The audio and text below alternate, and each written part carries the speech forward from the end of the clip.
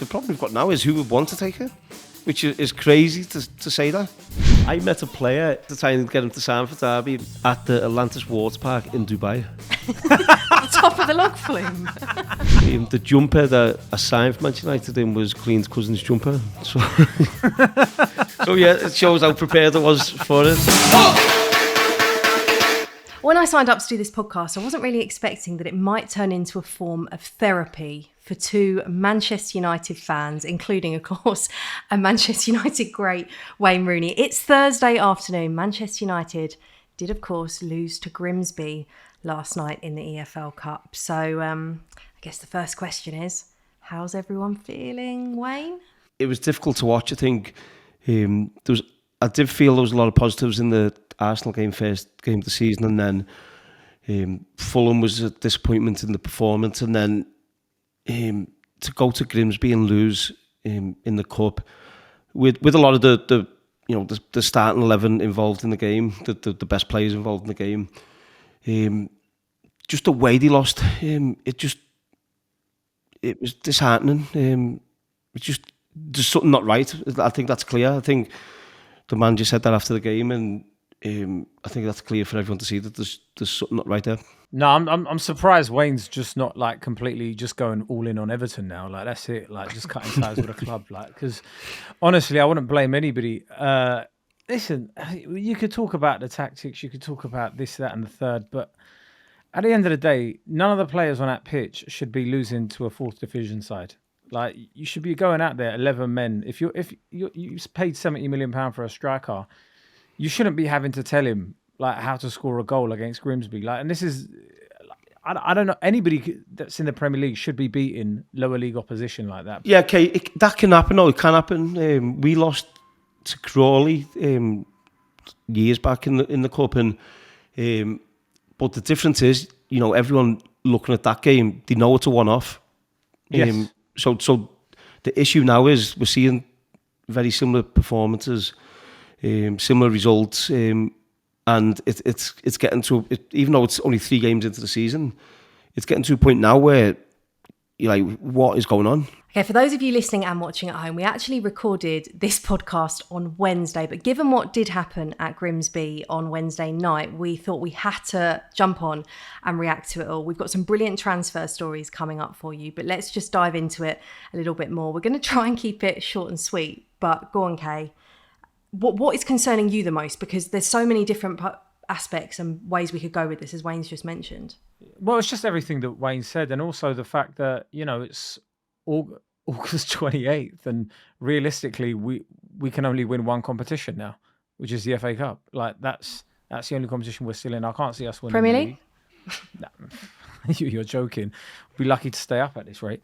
But it's concerning when you see your manager rocking back and forth on the bench when the penalties are happening and not even watching them, and his comments after the match weren't instilling you with any sort of confidence. That's the biggest concern. The biggest concern is the manager saying that his words after the game were damning on the players, and obviously being in a position where I've been in that dressing room, if your manager comes out with them words, there's something broken. I think what we forget, he's 40.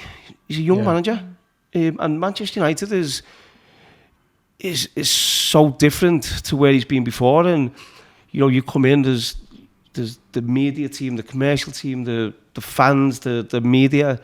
It's completely different, and there's a pressure with Manchester United which he will never have felt before. And when you're not winning games, that can start to get here, and it looks like yesterday was a breaking point for him. But do you think there was any truth in the things he was saying about the players? Because I was looking at some of the players, like Sesko, star striker, you bought him in for £70 million, and then he's taking a penalty like 10th.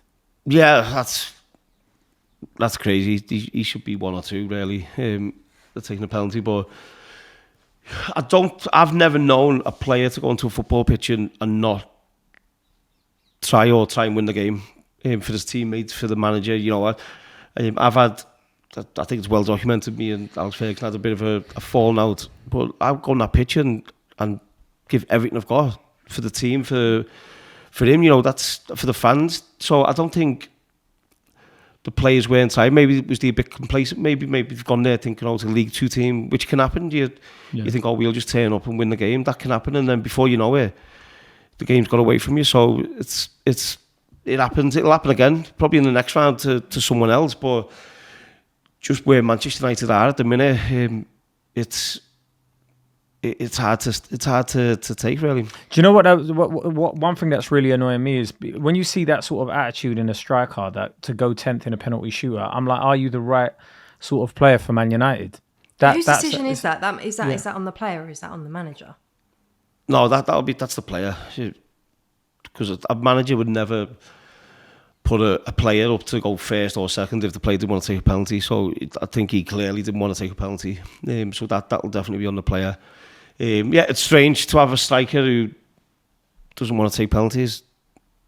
Is crazy, and maybe that shows you a bit of, and I hope not, but you know, a bit of his character, and I don't know, but if you're a forward, you should be wanting to take that penalty.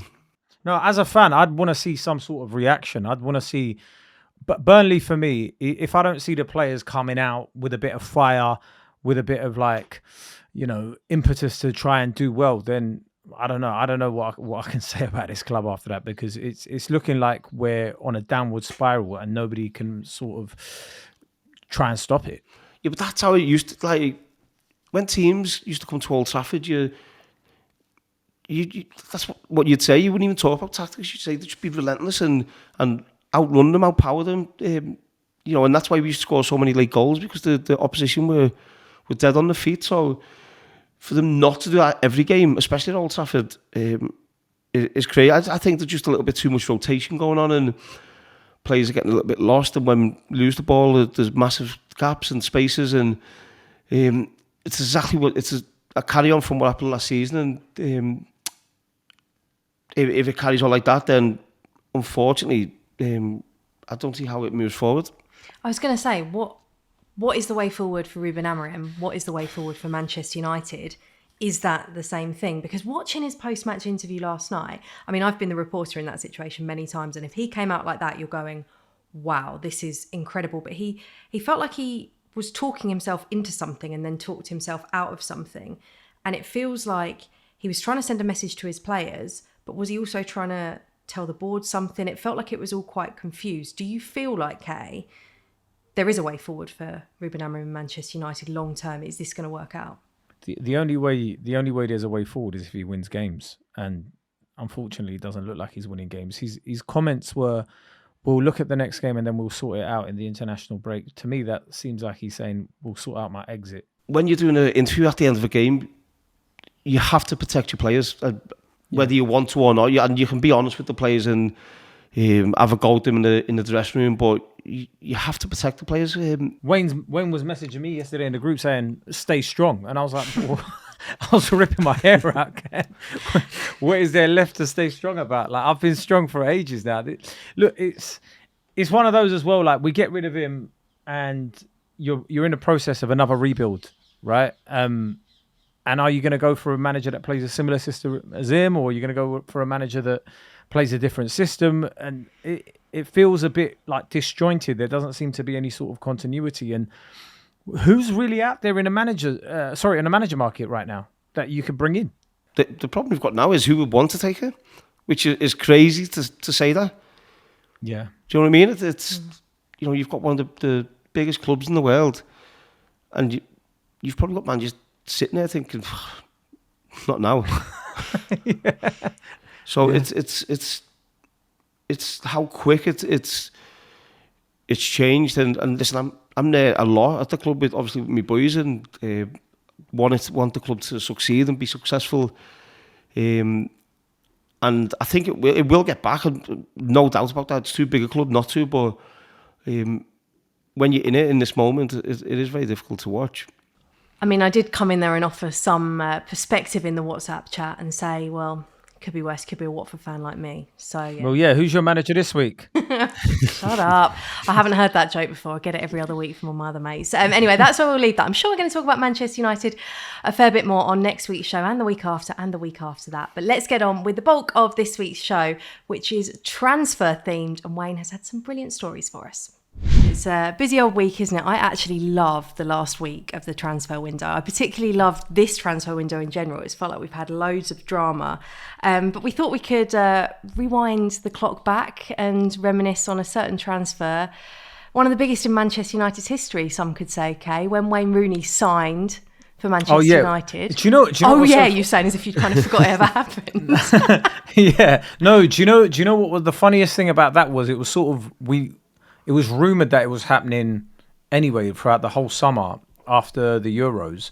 But it was on deadline day that it randomly happened. But I was glued to the TV that whole day just watching it and seeing like different footage and Wayne going into to United with his crutches on and stuff as well. So it was just like every 2 minutes you're just like looking at it, waiting for another update.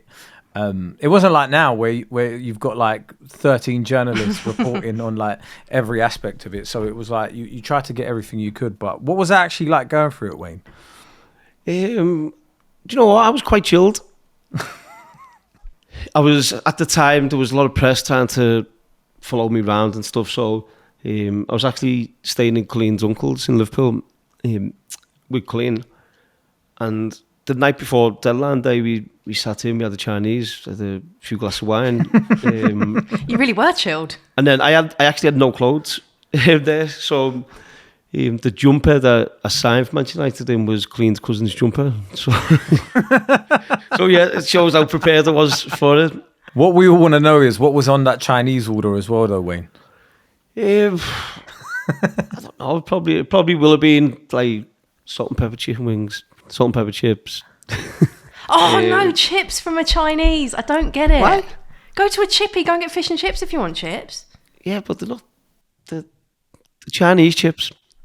How come it got left so late though? It was just rumbled on, and I think, if I'm being honest, I think Alex Ferguson wanted to wait another year. And then Newcastle kept coming in, and I would have went to Newcastle if United didn't sign me then. Cool. And then it got to the last day, and Bill Kenwright wouldn't send the forms over. And Bill, obviously, God rest him, is very emotional, and obviously I'm a local lad from Liverpool playing for Everton. It was massive, and he actually got on the phone, put his mum on the phone to me when I was at Old Trafford. Then he got on the phone, he was crying down the phone, and we're literally like, Bill, please just send us. There's one document he had to send over, and eventually he did, just in time. Okay, we've digressed a bit. I need to know more about this signing for Manchester United. Well, I was still at Everton. I was sat at home one night, and I'm watching Coronation Street. So my house phone rings. Yes, Wayne, are you a Coronation Street fan? Yeah, I love Coronation. Yes. Okay, we'll talk about that later. So am I. Yeah. So my house phone rings. So I answered it. It's Paul Scholes. No way. I was like, your house phone? Yeah. So, he's like, what's it? Scholesy. I'll tell you, mate. He's like, are you going to sign for us or what? I just sat there. I was like, what's going on here? But yeah. So what did you say to him? Like, yeah. I don't know. I'll speak to the manager. And that was it? Yeah. Well, trying to have a conversation with Scholesy on the phone. It'd be difficult anyway. What was that day like though? So did you were at Colleen's cousin's house and then you just got a call saying they want to sign you, like come in? Yeah, so I went to the training ground first, and then Alex Ferguson drove me over to Old Trafford. Oh, so Alex came himself? Yeah, he drove me over to Old Trafford. So that was strange. Just you and him in the car chatting? Oh. Just like in the car, so that was weird. What did you talk about in that situation? I don't know. To be honest, I was probably just a bit taken back, to be honest. Yeah. It's Alex Ferguson, and he was obviously the main reason I was signed for Manchester United was because of him, and then to be in the car on the way to the stadium was strange. And then, yeah, it was a long day. We just sat around all day. I didn't even do a medical. So I signed with a broken foot, and actually didn't have time to do a full medical. But surely is that not part of the move? How does that happen if you don't? I think do a they just, medical? because I was young, they just, I had no major injuries beforehand. They took a gamble, I think. Was Newcastle the only team to bid for you at that point? No, so what happened when we were at the Euros at Euro 2004, Everton had agreed a deal with Chelsea for me to sign for Chelsea, and I had no knowledge of that whatsoever. So yeah, and then my agent then went and spoke to Abramovich and their team, basically, and they said, yeah, they wanted to sign me, then send me out on loan to Middlesbrough. So I was like, no chance. So yeah, me going to London at that time, it just didn't make sense at all. So the minute I knew Manchester United were interested in me, then that was the only place I was going to go. Really. Why did they want to send you to Borough, bro? I think because Steve McClaren was there, and I think Abramovich liked him as a manager, and he wanted me to go and work under Steve McClaren.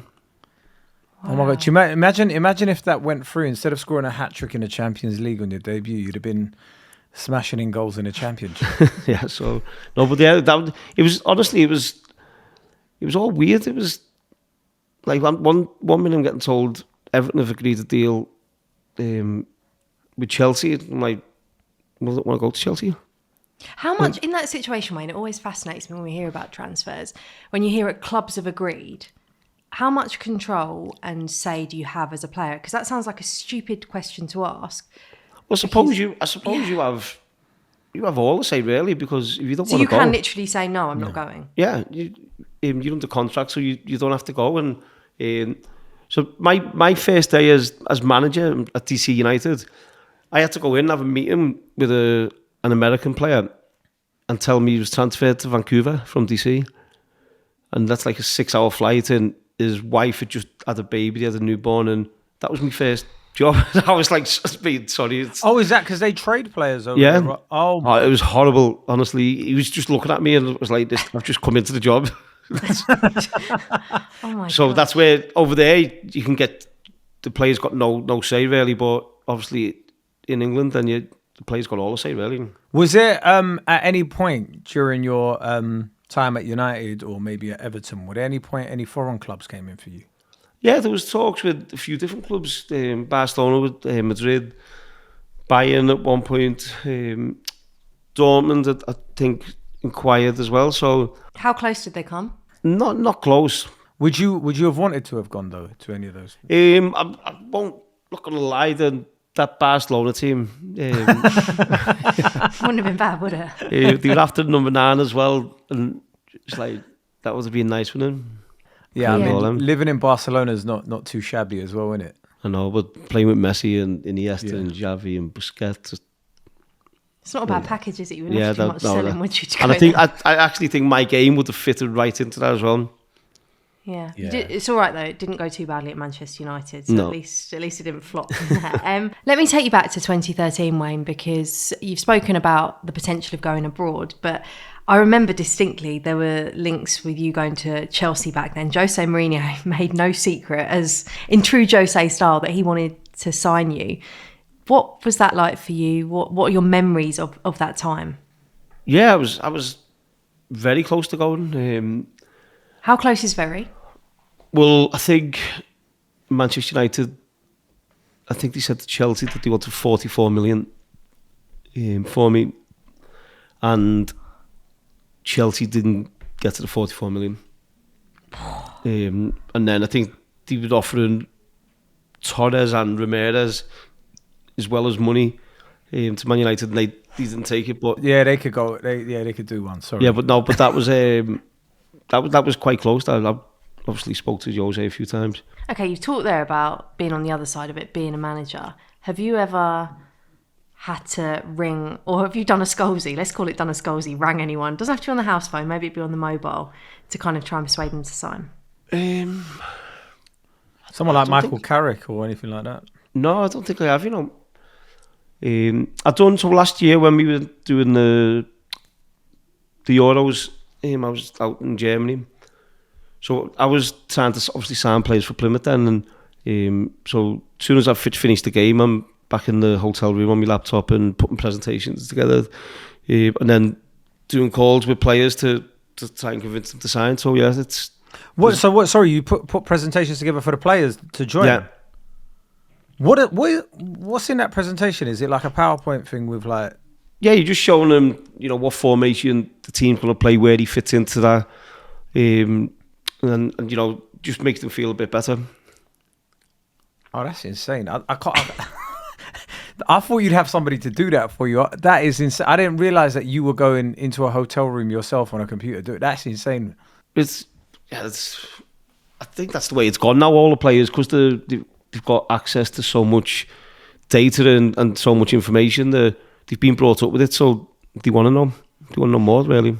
Who did you do your UEFA B and UEFA Cs with? Was Cotton Cole in one of them? He was doing a A license, I think, when I was doing my pro, or he was doing a B while I was doing my A. Oh, is it? Because I remember having a chat with him, and he was saying that it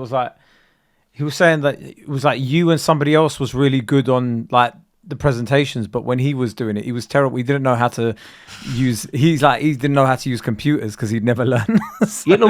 So in all my team meetings, I can put it all together and stuff. But then it's with computers now. So when I did my presentation for the Plymouth job, so I've put it all together with the coach I have. So put it together. So I'm going down and meeting him, and I'm like, so to go to the next screen, I just press arrow. But yeah, so it's not my strong point, computers. What's it like doing your coaching badges? Did you start doing them while you were still playing, or were you? Yeah.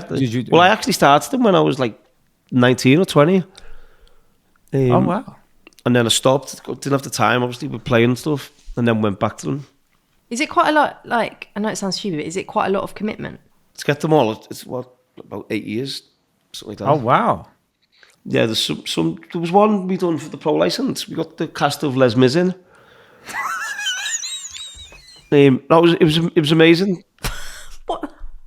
No, because they have to recruit the kids. But so obviously when the voice breaks and stuff, them kids are no longer of use. So they need to get more kids in. So they have a whole recruitment team for the kids and stuff.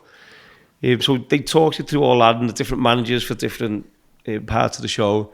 And then at the end, you've got to do this, actually learn the song and dance and do it. Hold on. For your coaching badges. So there's footballers. So it's to put you in an uncomfortable position. How did you find that? Are you good at dancing? God, this is going to go really left field now. No. Who had the worst song and dance? Jonathan Woodgate was next to me, mate. He was loving it. You said you like musicals? Yeah, I do, but not playing them. I like watching them. Yeah, I guess it's a bit different. Hold on, do you have to get up individually and do it, or like you're working together to do like a performance? Are you working together? So it's the song in Les Mis at the end of the day, is it? And then we're all like creeping forward and stuff. Oh, it was terrible. Honestly. It was terrible. Why is there no footage of this? There'll be the FA will have the videos of them. Oh, that's hilarious. That's better than anything I ever thought was going to come out of us asking about those sessions. Jeez. Yeah, no, I can imagine them like changing a musical every year. Like this year we're doing Hamilton, so everyone has to go. Yeah, no, I think they've done Les Mis because the ones before us have all done it as well. So, Wayne, do you think the process has changed as well a little bit for transfers? Like you talk about Sir Alex driving you to the stadium. Were you ever going up to a player's house and driving them to the training ground and showing them the facilities and stuff like that, or has it changed a little bit now? I met a player at the Atlantis Water Park in Dubai. On top of the log flume. No lying. Met him, had a meeting with him to try and get him to sign for Derby, and I actually had. Sorry, but how does that come about? How do you say I'll meet you at the? Because he was in Dubai, so I said I'll meet you there. So we've met there, and I actually had a skin tight wet top on where I've been on the slides. Because if I don't have a top on, I'll just burn. So it's like one of them swim tops. With like a man on a surfboard or something on the front of it, and then It was sticking to me, and I was like, what am I doing? I love the fact that you'd be at the top of the slide going, look, I've done a presentation and all. If we just go down this slide, I can show you. My laptop's over there in my beach bag. Having a really serious conversation. Yeah, so I'm thinking of playing 4-3-3. No, it's sticking to me belly as well, and trying to pull it out. Did he sign? No. I can imagine him like in a group chat afterwards. Lads, I've just had a chat with Wayne Rooney and he's got skin tight. Bad, yeah. I met a few players actually over in Dubai, because a lot of the players go to Dubai, so it's actually easy to meet players out there. I'm sorry, but why the water park? Why not a restaurant? Why not? That's what's blowing my mind. Why a water park? I don't know. Actually, just phoned him up, and he was actually at the water park the day I was going. So I said, "Oh, may as well just meet you there." do you like water slides, mate? Yeah, I'll see you there. So let me take you back to when you first signed for Manchester United. You're the big signing. Everyone's talking about you. Can you remember that kind of first day going in? Like, it's like that first day at school, isn't it? But like, yeah, it's intimidating. Mad. It is intimidating. I knew a few players from England, the English lads in the dressing room. But then you're walking in, you've got Roy Keane growling at you, and Ryan Giggs, and all these legends I've watched growing up as a kid. Now I was sat one down from Roy, and you're like, this is nuts, it's mad. But the hard part for me was because I was still injured. So you didn't really feel part of it because I couldn't train with them. So it was only when I started fully training with them that you feel part of it. Did you try and impress them straight away, or what's it like, or when you? I remember the first day's training, it was nuts. There's tackles flying in, and you have to be up for it and ready, because no one's coming into you and easing you in. They're right into you, and I was the same, giving it back, and that's how the training was all the time. Who was the worst in training to like give you a bit of stick if you were new? Because I've heard stories before of like when a new player came in, somebody else would be shouting how much, like if they if they like mishandled the ball or something like that. Yeah, there's a few really. There's one where your first day, there's quite a few lads waiting by the showers for you to walk in the shower, so that could be quite intimidating as well. And then if you're having a bad touch or you hit it over the bar, and you can see. So we had Patrice and Vidic, and I remember we played a game. It was like a reserve game or whatever, and me and Rio played in it. And I was stood in the showers with Rio, and I was like, mate, these are crap. Honestly, like that first 6 months, though, yeah. Yeah, I was like, just get them off the wage bill, send them back. They were that bad. What was so bad? Do you think they were just nervous, like overawed? No, I think with Vida, he struggled with the tempo and the speed to start, and he obviously adjusted to that. And Petit was remember Patrice's first game, Trevor Sinclair absolutely bullied them. Yeah. And then obviously they both turned out to be unbelievable players for Manchester United. But that first few months, mate, they were horrendous. Did you tell them to their face though? Sorry. Yeah. Did you ever Can you laugh about it now with them as well? Yeah, no, you laugh, but to be fair, Patrice is like, I'm happy you told me that, because it was an awakening for him. So yeah. What did you just tell them randomly on a training field, like, you're crap, get out of here? Yeah, it's like, what is this? It's not good enough. But that shows you the standards, though, right? Like, that's the standards that were there at the time. Yeah, the training sessions honestly were incredible. The quality in them, and remember Wilfred Zaha when he signed, he struggled a bit with adjusting to the tempo and whatever. So yeah, it's if you weren't up for it, then the players would be on you. Did that come from the manager, do you think, because of the way Sir Alex Ferguson, did he want that intensity? Did he look at the players to set that? No, I think when I signed, you had obviously Roy Keane, Giggsy, Gaznev, Scholesy, and they ran that really. Obviously, the manager's values and principles. The manager weren't there half the time on the training pitch. He was doing other work in the training ground, but yeah, they ran all that.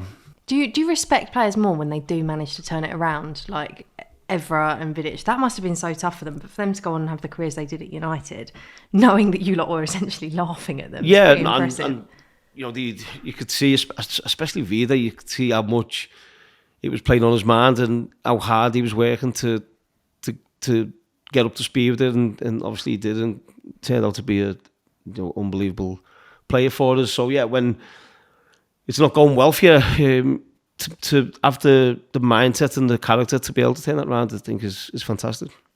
Did any other new players ever come in and try to impress people too much, and like they ended up nearly injuring somebody because the tackles were flying in or something?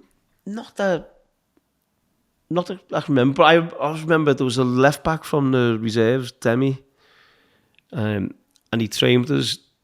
And before he went out to training, I pulled him and I said, right, whatever you do, you need to leave some impact on this training session. I said, whether that's a goal, a tackle, I said, if there's a tackle there to be won, you go and win it. Mate, he come out and absolutely smashed Nanny. I was like, oh my God. Did you say Wayne told me to do Yeah, that? Nanny was fuming. But then I said to him after, see, everyone's going in, they're talking about you. That's good. Was there anybody else you weren't having? Somebody like Bebe, for example? Well, Bebe used to stand the way Cristiano does before his free kicks as well, didn't he? So, yeah, no, it's there's players who found it difficult and struggled. I think you probably see them as much as I have. So Sure, yeah, it's a different club, to be fair. Wayne, was there ever a player that you saw, say if you were on international duty or whatever, that you saw and then you came back to United and you were like, we need to sign him? Carrick was one. Was there any other players? Because I heard a rumour that you wanted Ozil to sign for United. Yeah, that's obviously when it ended up in Alex Ferguson basically kicked me out of his office.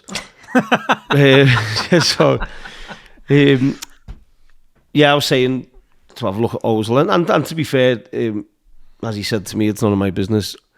And people bite to question, Sir Alex Ferguson on transfers and stuff. So, but I just felt I had to ask the question. So yeah. But no, we can't skirt over this, Wayne. Take us into Sir Alex Ferguson's office there. What happened? How do you approach going into his office, and what do you say? Oh no, I was never shy about going into his office. Yeah, so I went in and said, do you mind if I ask you a question? And it was basically, so I asked who we'd be replacing Cristiano and Tevez with, who we'd lost over the last year or so. Because at that time we'd signed Chris Smalling and Phil Jones, and no disrespect to them two, that's not replacing Tevez and Ronaldo. So I wanted to, the club offered me a 5-year deal. So before I signed it, I wanted to, know that we were still going to be competing for the leagues. And anyway, within 5 seconds, I'd been kicked out of his office. Can you tell us what he said? Maybe bleep it. Yeah, I don't think I can. But That was he's not going to tell us anymore, is he? Yeah, he's not going to tell us. No. You've got a fascinating perspective, Wayne, because you've seen transfers as a player and now as a manager as well, and it feels like so much has changed in terms of the process of making a signing now. yeah, like at Plymouth, for instance, for us to sign a player, he gets put into the data and it spits out all his attributes, and then you get a short list of players who fit in what you're looking for, really, and which in some ways it's good, but in other ways it doesn't tell you the player's character. It doesn't give you the feel for who the player is, and what type of human being is he and stuff like that. So it can be good in one way, but also bad in another way. It's the same with all running stats and data and stuff like that. I think if you're not careful, they get overused. And then Mourinho was brilliant. When Mourinho come to Man United, all the GPS and that, he wouldn't let you wear it. Really? He just said, I can see with my eyes if you're training hard. Okay, so we are approaching the end of the transfer window. What's this period like as a manager, Wayne? Because no manager's ever happy, are they, in the last few days of the window? Even if you think you've got all the players you want, you're still looking for more. Yeah, well, I think my last 2 jobs, I haven't made the transfer window, so I didn't have to worry about that. Tactical. Yeah, no, but yeah, it's depends. Obviously, you're always and especially if you haven't got the biggest budget as well, so you're always waiting towards the end to see what pops up, and players normally do pop up towards the end of the window. So it was just a frantic time. I remember at Derby, I was sleeping in my office on deadline, the last week of in case we get a player in, you'd have to rush it and do it quick. Kay, do you enjoy the transfer window as a fan? Do you know what? I think I enjoyed the transfer window. I enjoyed it a lot more back in the day when you didn't know every single movement that was happening. It's changed, doesn't it? Yeah, I think nowadays there's so much like, people are tracking flights now that players are on and private jets and stuff, and they're on their way to Manchester or they're on their way to London or wherever it is. And I think it's taken the fun out of it. I used to love waking up to the news that transfers happened, and it was like where the hell did that come from? Like it was a bolt out of the blue. It was. I used to laugh. You'd see Domino's getting delivered to Harry Redknapp. Transfer deadline day is not the same without Harry Redknapp, is it? Of course, yeah. And I think nowadays transfer deadline day doesn't have the same sort of franticness that it used to have. I think like people on transfer deadline day would go right up to the wire, and you'd see like loads of deals happening. Whereas I think now, like you know what's going to happen. Yeah, it's a bit boring now, isn't it, in comparison? Well, I'm sure we're going to have an exciting last few days of the transfer window. We're going to be back on Monday with all of the reaction to the weekend's action. And while we've gone early with this show, thanks to Grimsby Town, a reminder that the show is usually out on a Friday alongside Monday too. And you can watch it on BBC Sports YouTube and iPlayer and listen on BBC Sounds.